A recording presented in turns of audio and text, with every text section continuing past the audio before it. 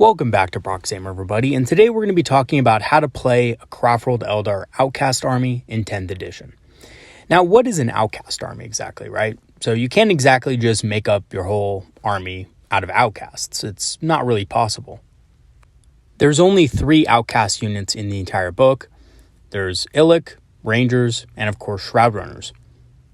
And I guess you could kind of include Corsairs in that bunch too, but I like to consider them Enrathe or Corsairs.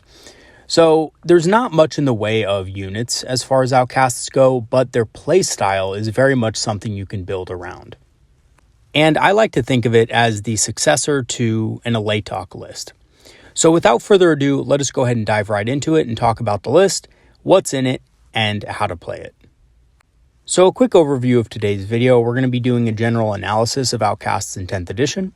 We're going to be looking at the strengths and weaknesses of Outcast armies, general tips and strategies when fielding and playing an Outcast-based army, and an example of an Outcast-based list of my own that I've been running in 10th edition so far. Okay, so what are Outcasts in 10th edition and what do they do? So Outcast units have a lot of utility and are generally hard to pin down if positioned well. We're talking about things like Shroud Runners and Rangers. Rangers have their D6 movement, so they're very hard to assault, which is very useful in a game. And Shroud Runners are very fast and have the Scouts move, so can easily reposition if needed. Not only are units like Rangers and Shroud Runners great at scoring objectives in small units, but they're also great at battlefield control, and that's the main thing about this army. They're able to block off key areas of the board or screen out enemy units from attacking your more vulnerable targets. And Shroud Runners are also a great damage multiplier for your army. Giving your army the ability to have lethal hits with their shooting is absolutely amazing for setting up combinations and ambushes for your opponent.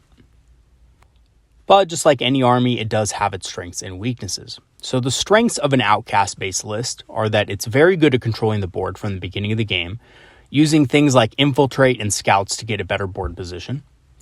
They're evasive and difficult to engage. Rangers have an ability that they can move D6 if enemies get close to them.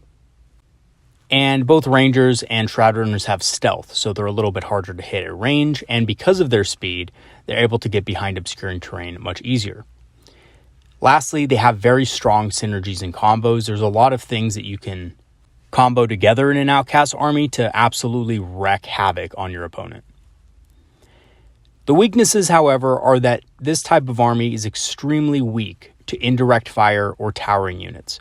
Things that ignore line of sight generally won't have much trouble versus these guys. And they're pretty resilient against lesser indirect fire, things like regular mortars and stuff like that, because they have the stealth rule, because they will be getting the benefit of cover. They're not that weak against those types of units, but what they are weak against is stronger indirect fire, especially from towering models like Imperial Knights. They're also susceptible to fast threats. If your opponent has a lot of fast elements in their army that are fast and hard-hitting, can maneuver very easily, this army will have trouble against them, especially if they have the fly keyword as well. Because if they have the fly keyword, that means you can't movement block them as easily. So what are some general tips and strategies when fielding and playing an Outcast-based army? So an Outcast-based army, again, doesn't mean that you are fielding a whole army of Rangers or a whole army of Shroud Runners. Those are staples in your list, but everything is revolving around those models. And in fact, your Rangers and Shroud Runners are actually opening up opportunities for your other units to shine. So when you are playing an Outcast-based list, you kind of have to keep that in mind, that your Rangers aren't going to be your main damage dealers. They will deal good damage, especially if they're joined with Illic, but their role is really to control the board. So establishing board control early using infiltrators to zone enemy units out of no man's land is key here, because you don't want to give your enemy any bonus movement from the start of the game. You want your opponent to be in their deployment zone, hiding. And there's a number of ways you can do this, but with a lot of Rangers, it is possible to hem your opponent into their deployment zone very easily. Especially if you also bring Prince Riel, as you can redeploy your Rangers back into your own deployment zone if needed. Also, make sure you eliminate your opponent's fastest units first to prevent outflanking, especially if they have the fly keyword, and this is key, because of the fact that Rangers like to move block a lot. They're only 55 points per 5 models, so that's very cheap. So they're very good move blockers. They love moving into a position and blocking off fast units from being able to move. Things like orc bikes and so forth. And with the consolidation rules even more stringent this edition for close combat, Rangers can really throw a wrench into a lot of opponents' plans. And to give you a quick example of this, let's say your opponent is orcs and he sets up a unit of orc bikes on one of the flanks. Well, those orc bikes on a WA turn are going to be able to basically reach you turn 1 and at most turn 2. They're very quick. So in order to prevent that from happening and your army from getting alpha striked right away, you can set up a unit of 5 Rangers right in front of those bikes, and they will have to waste a lot of movement going around or charging right into them. And of course, if they're not near an objective or another enemy unit, which they won't be because you'll set it up that way, they're not going to be able to even consolidate their 3 inches after combat. So that is something to keep in mind, that they are very good at blocking enemy units that don't have fly. However, if your opponent has fly, they're just going to fly right over them and then shoot them. And they're not going to miss a beat. So do be aware of that. If you're going against another Eldar player, if you're going against a Dark Eldar player and they have jet bikes with fly, do not try to movement block them. They will not care. That is something you have to watch out for. Also, it's really important to concentrate on locking down half of the board and setting up denial zones with your support weapons. This list does rely on creating kill zones that your opponent cannot enter. So, could you do this on the whole board? Probably not, unless your opponent spreads out very thin. And a lot of the times, if your opponent knows that you have an army that is good at board control, they will try to push through on one side. Especially if your opponent doesn't have the fast elements in their army needed to get around your flank. So if that happens, and your opponent just kind of takes one side of the board to themselves, let them have that side of the board, but make sure you can control your own side, your own half, so that when your opponent does try to take objectives in the midboard, you can have fast responses to those elements and quickly eliminate them. Okay, so I'm going to show you an example of an Outcast-based list that I've been running in 10th edition, and this is based loosely on my Alaitoc list that I was running in 9th, and it works pretty much the same. In some ways, it actually works better because some of the units have more utility. The support weapons aren't as hard hitting like they used to be, but they are still very good, and the mortal wounds doesn't hurt when you can get it procced. So that is very scary as well. They act more of a scare factor more than anything else. Again, enemies entering that 24-inch bubble of the support weapon will be subject to mortal wounds, and most enemy players will know this. So without further ado, let us go ahead and dive right into the list. So this is an Alaitoc themed 2,000 point Outcast list. Starting off with the characters in this list, we have an Autarch Wayleaper, which is pretty much a auto-include in every Eldar army, but it's especially good in this army because of the lone operative ability, making it impossible to target with range attacks outside of 12 inches, which is really cool. And quite a useful ability to have in a denial-based list. He does come with a Dragon Fusion Gun, Manda Blasters, and a Starglaive. The Manda Blasters could easily be swapped out for a Howling Banshee Mask if you wanted to. I just wanted to try the Manda Blasters out in this list particularly because we just had that change in the recent errata. We also have a Death Jester, also a lone operative. We gave the Death Jester the Fate's Messenger enhancement. And most of you guys already know what this does, but basically, once every turn, you can change a dice that you have rolled into a 6. So that's pretty awesome. That basically means that with a Fate dice, you can be churning out 9 attacks with this guy every single turn with his Shurker Cannon. That's pretty amazing. So the Death Jester is a commonplace tool to remove infantry, but also to target characters if you need to, as he does also have the ability to have precision attacks. So if you do need to eliminate a character quickly and it just has a couple wounds left, you can easily use that to take out that character. Remember, he also has devastating wounds on top of that, so you can do a few mortal wounds to any character you shoot at. This list also has a Farseer SkyRunner. He's just by himself. He has a Singing Spear and he has the enhancement, the Phoenix Gem. This makes it harder for enemies to target him because he can just revive right after, and he's just basically there to cast Guide and also to buff the support weapons and give them automatic 6s on their devastating wounds. And he's very fast as well. I just figured he's a better pickup than the Farseer on foot, because he's a little bit more durable than the Farseer on foot, and especially with the Phoenix Gem, he can survive a bit more than the Farseer on foot can. Illic Nightspear is also in the list, because why not? It's an Outcast list, so it needs Illic Nightspear in it, of course.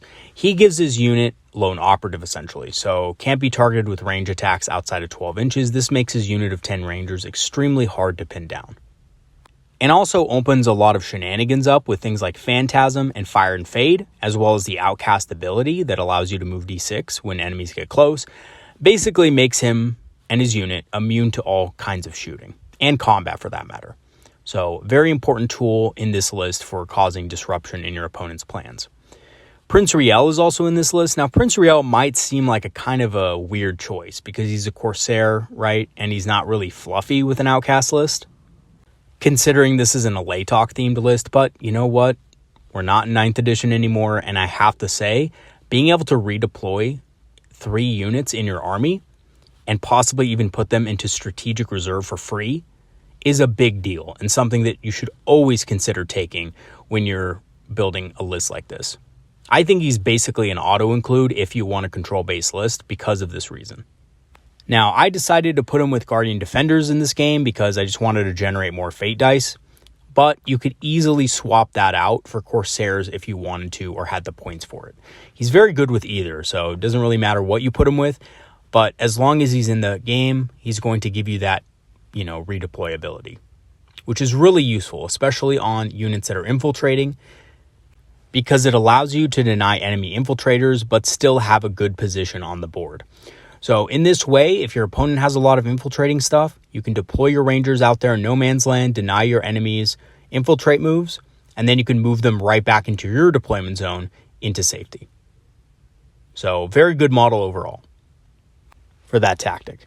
He is joined by 10 Guardian Defenders. They just have a Bright Lance, nothing special there. They're just meant to hold down an objective. The Bright Lance may do something, it may not do something, but it's just there. And they're just kind of there to secure your backline and also to prevent enemy deep strikers and stuff like that from getting on one side of the board. So typically these guys will be kind of spread out a little bit to prevent that. As far as the other data sheets, we have 2 units of Dark Reapers. Now, Dark Reapers may seem like an odd choice for this list, but they synergize perfectly with this kind of playstyle. The Exarchs have the Tempest Launcher. This is to force enemies to come to you. Your opponent can't just sit behind obscuring terrain all game because your Dark Reapers will be peppering them down every single turn. And over the course of the game, when your opponent gets more disoriented and more frustrated, starts making mistakes, you can move your Dark Reapers up the ruins and they can get plunging fire, better line of sight on your enemy's targets, and they can absolutely wreak havoc on anything that's in the middle of the board. Especially with the support of Shroud Runners, which we also have in this list to give them lethal hits. So Dark Reapers, very good inclusion, and they're not bad at denying, area in the back of your board. They are infantry, there are 5 models, they do have slightly bigger bases if you are using those new Dark Reapers, so they're a little bit better at denying board space in your own deployment zone so that enemy deep strikers and reserve elements can't easily just come in and ambush you.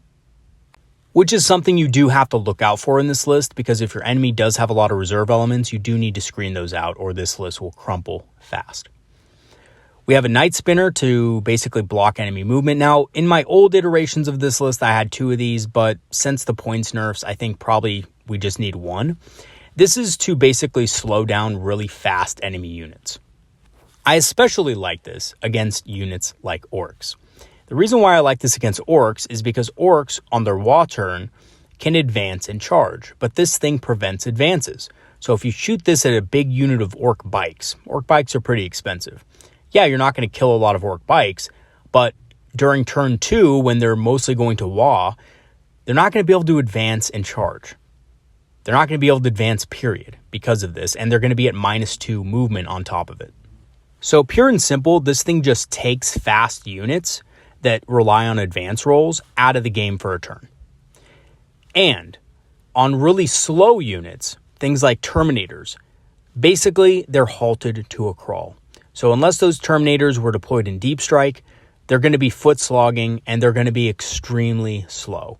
I love using this on Death Stars that plan to get to the middle of the board because they will never reach the middle of the board with a Night Spinner shooting them.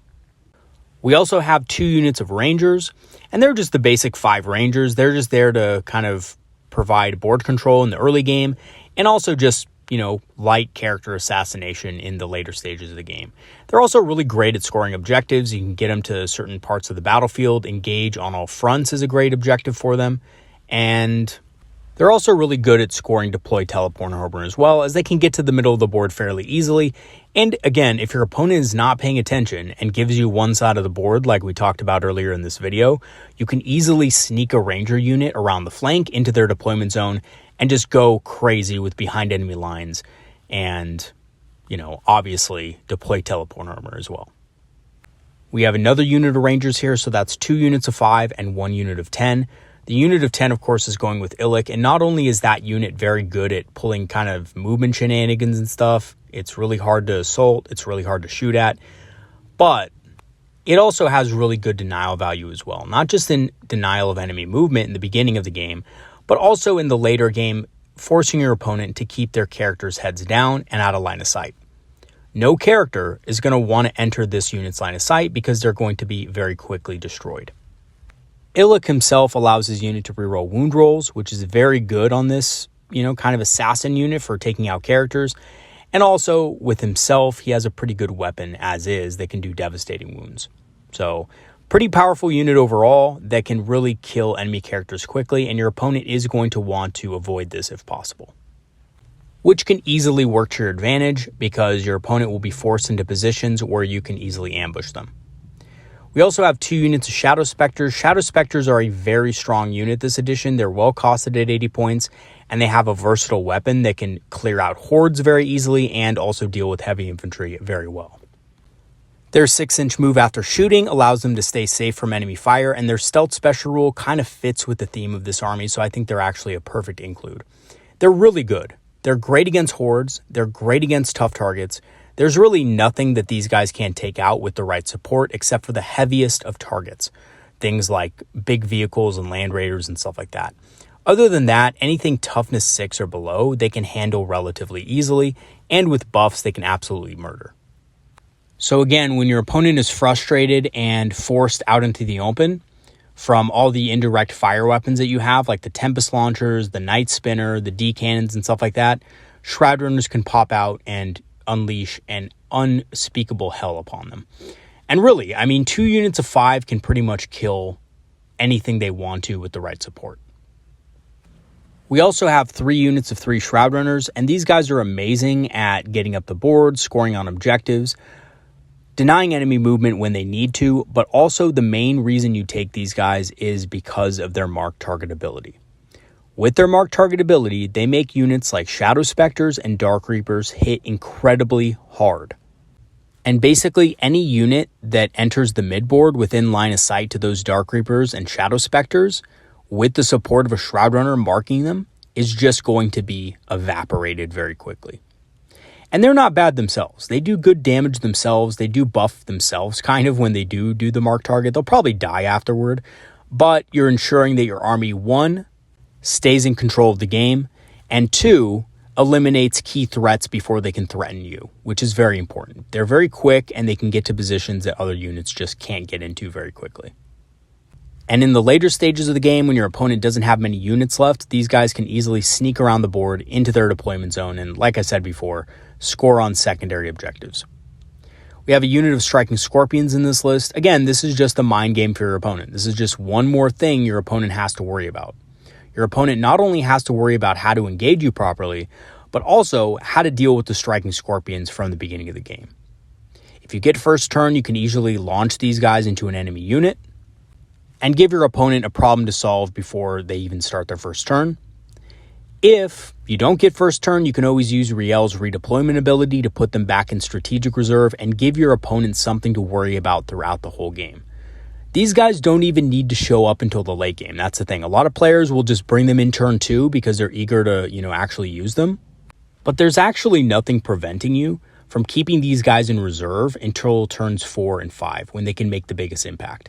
And again, this is all about mind games. This is about making your opponent think about these guys throughout the game. If they're in reserve, how do I deal with them? How do I make sure that I'm not exposing my units to these guys when they charge in?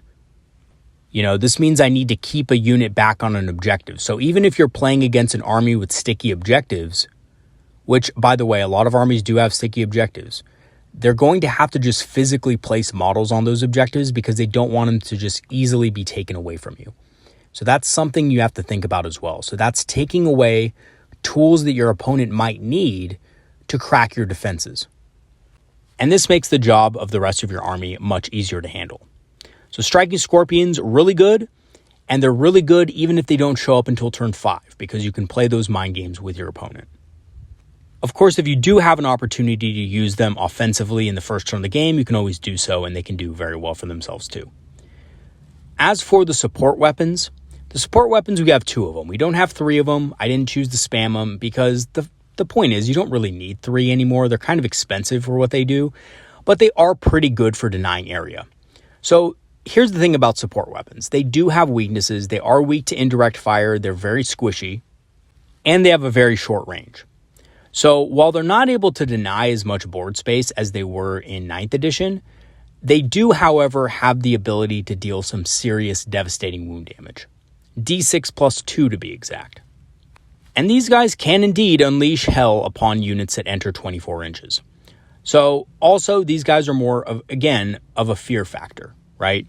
Your opponent will know these guys do a lot of devastating wound damage and won't want to put key targets within 24 inches of them, or in reality, within 27 inches of them, because they do have a 27-inch threat range in total. They do have 3 movement as well. So if your opponent knows this and knows that whatever crosses the midboard is going to be peppered with these guys and possibly destroyed with devastating wounds, they're not really going to want to put a lot of key targets there to begin with, which can also very much help you. Your opponent's going to be worried about keeping them out of range, but this can also make them vulnerable to other units in your army. If you're going against an army with a lot of indirect fire and a lot of chaff units, armies like Imperial Guard, for example, the best move may not be to use them as denial units because, let's face it, Imperial Guard players are not going to be afraid of D-cannons when all they're moving into the midboard is infantry. But as offensive units that can be brought into range of their indirect fire weapons from strategic reserve and shoot them off the board from there. Yes, your support weapons will probably die, but it's better than just having your army peppered with indirect fire throughout the entire game, right? So your Dark Reapers can easily take out things like mortars, because mortars are infantry, but against the heavier stuff, the tanks, the basilisks, the wyverns, that kind of indirect fire, you're going to need something a bit heavier, and the D-cannon certainly fits that bill. When it comes to enemy overwatch, las guns are just generally not going to be able to cut it. If your opponent's running a lot of infantry, which they will, by the way, to screen out their other elements of their army, in most cases, a las gun overwatch will not be able to one-round a support weapon. So there is that, and that is good news for you, and that means that your support weapons can at least fire once before they die, if you're using them in that way. Now, I know that some of you might shudder at that proposition, but realistically, your support weapons are not going to do anything in the backfield against an Imperial Guard opponent or an opponent that has a lot of artillery in their army and is not going to move into range. So Imperial Guardsmen are not something you want to be shooting at all game with these guys. And because these guys don't have a lot of objective value or anything like that, you're best off just using them to shoot down their indirect fire elements early in the game and trading them. And again, I know this is something that a lot of players shudder at because these guys are pretty expensive. They're 105 points. But you do need to have an answer to those artillery units in their backfield, and these are realistically kind of the only way you can deal with them effectively in the first couple turns. Or else your army will just get barraged to absolute death. We also have a Viper in the list for removing cover from enemy units, which is useful. It's good for damage multiplication, on things like the Dark Reaper's Tempest Launcher. The Dark Reaper's Tempest Launcher does not ignore cover, believe it or not. And also things like the Shroud Runners and, of course, Shadow Specters, right? Shadow Specters and Shroud Runners also do not ignore cover, so having that ability is useful. Of course, it comes with a Bright Lance, and we also have a Wraith Lord with 2 Bright Lances, a Ghost Glaive, and the Flamers. Now, the reason why we have a Wraith Lord in this list is because the one thing this list is really weak against is deep striking elements that can assault you out of deep strike. And the Wraith Lord is a perfect tool for dealing with this, because if you save the command points for it and you manage your command points effectively, you can use Heroic Intervention and stop that from happening. The Wraith Lord is a solid combat piece. He's a good shooting piece as well. He generates fate dice for killing enemy units. That's not really the main reason you use him, though. The main reason is just to be able to take out elements that your opponent throws at your backline units. Assault Marine equivalents and basically anything else that has the deep strike ability that is also able to assault out of deep strike more easily. Big thing is Chaos Demons, right? Chaos Demons are a very big deep striking army, and they will be able to deep strike closer to you than normal armies. So having a Wraith Lord nearby to heroically intervene and save your unit potentially, and save that basically flank from getting overrun with demons, or any other assault type unit really, is really important. Again, combat is not a huge part of this edition, but it is still part of this edition, and you do need to look out for it when it presents itself. Most armies will have at least 1 to 2 combat units, and those combat units can easily be fast flankers, or they could be deep strikers that are kind of, relying on getting into combat after coming in via deep strike. Having a Wraith Lord nearby to protect your units is a really great thing. And it's worth its weight in gold to me. I've had several games where if I didn't have a Wraith Lord nearby, my whole flank would have been swept fairly easily, right? The thing is also when you're hiding behind obscuring terrain, you tend to be kind of packed together. Your units tend to be much closer to each other, which means your opponent can just consolidate from one unit to the next if you're not careful. So sometimes in the later stages of the game, you're not going to be able to screen out everything. Your opponent is going to be able to blow holes through your army, whether it's through indirect fire or just trading or whatever. Unless you're having a really stellar game, in which case it might not happen. But if you have a close game with your opponent, you will lose units and holes will open up in your line. And when they do, you'll be glad you had a Wraith Lord to plug them. Okay, so that's the list. So what are my final thoughts on it? So overall, I think it's a pretty solid list and it worked well for what I wanted it to do. It controls the board very well and it forces my opponent into compromising positions where I could pick them apart with my ranged units. However, it's exceptionally weak against strong indirect fire and towering units, so those units will need to die first, which causes some issues. Again, your only real tool for dealing with those units early on in the game, in this particular list, are the D-cannon support weapons.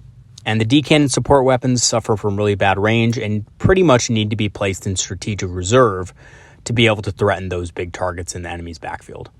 If you're going against an opposing Wraith Knight, that's an issue. If you're going against Imperial Knights or Chaos Knights, that's also an issue. Yes, they did get nerfs and got more expensive, so your opponent can't take as many of them, but they're still very strong. And you will basically just be picking up models every single turn until your opponent's towering units and indirect fire units are dealt with. Now, a decent answer to this is the Fire Prism. The Fire Prism is very good at killing towering units, not so good at getting line of sight at indirect fire units, but can easily shoot and bring down Titans if needed. So those bigger Imperial Knights will also be able to be seen by your army, and, because you have Fire Prisms in your list, if you're able to shoot, 2 Fire Prisms should be able to take one down pretty easily over the course of a few turns, and if you have the support of, say, a Bright Lance or a Wraith Lord with Bright Lances, you should be able to take down that Imperial Knight fairly easily. However, to get the points for those Fire Prisms, you are going to have to remove stuff from your list that, is meant for board control. So it is a sacrifice, it is a trade-off, but that's something you have to kind of consider. If your meta has a lot of Knight players in it and a lot of indirect fire weapons, you might want to opt for a couple different units that can deal with those elements of your opponent's army quickly. But if your local meta doesn't include a lot of indirect fire or Knight players, then you're pretty good to go with a list that's similar to this. All right, so in conclusion, playing this list was extremely fun. I had a lot of interesting synergies and funny moments using this list. I used Phantasm a couple times to move Illick's unit outside of rapid fire range, which was absolute gold. So what my opponent would do is he would drop a drop pod right next to them, or he would, move into 12 inches so that he could shoot them. And then I would just phantasm right back, and it would leave my opponent desperately out of position, which was really funny. And yes, my opponent knew I had Phantasm, but there was just situations where it was more beneficial to force a Phantasm on Alic's unit than another unit on the battlefield.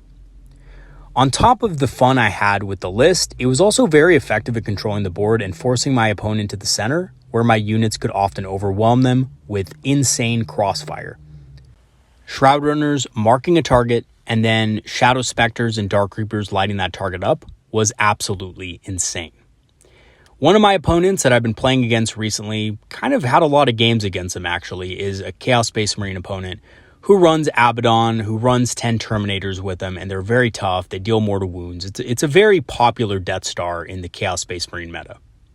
So basically what I did is, in the early turns of the game, I slowed him down with the Night Spinner, did some mortal wounds, picked off a few models. He had Abaddon in there, and then finally when he got into a position on the board where he could start doing damage to my army, he went into line of sight.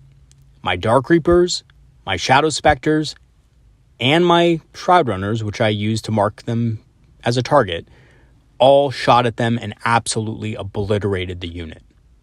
And there was just nothing left. I forced so many armor saves and invul saves on his unit that he just could not do anything to stop it. And Abaddon and his remaining 8 Terminators went down pretty quickly.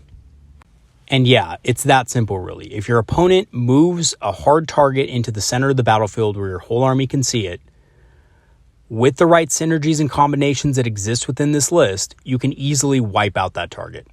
You mark the target, you give all your stuff lethal hits, and you just blast them with as much volume of fire as you possibly can. They're just not going to be able to make all those saves. So between the couple of D-cannons that I had, the Shroud Runners, the Dark Reapers, and of course the Shadow Specters, Abaddon and his big Death Star were basically wiped off the planet.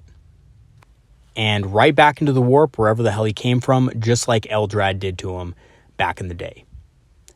All right, everybody, that is going to be it for today. Thanks for watching. Thank you to all my patrons and supporters who have supported the channel over the last months. Your support has been greatly appreciated. And if you do want to become a Patreon member, I have free trials set up. Joining the Patreon gives you permanent access to our Discord community where you can talk about Eldar strategy, tactics, and of course hobbying with like-minded Eldar players at no cost to you, so do consider joining as long as you cancel the free trial before the 7 days is up. It'll be absolutely free. I also have a channel store page for those of you looking to rep your favorite faction in your local game store. I have a lot of different Craftworld Eldar inspired designs there, so come check it out if you get the chance. All right, everybody, that is going to be for today's video. Thanks for watching, and I'll see you guys next time. Have a good one, everybody. See you later.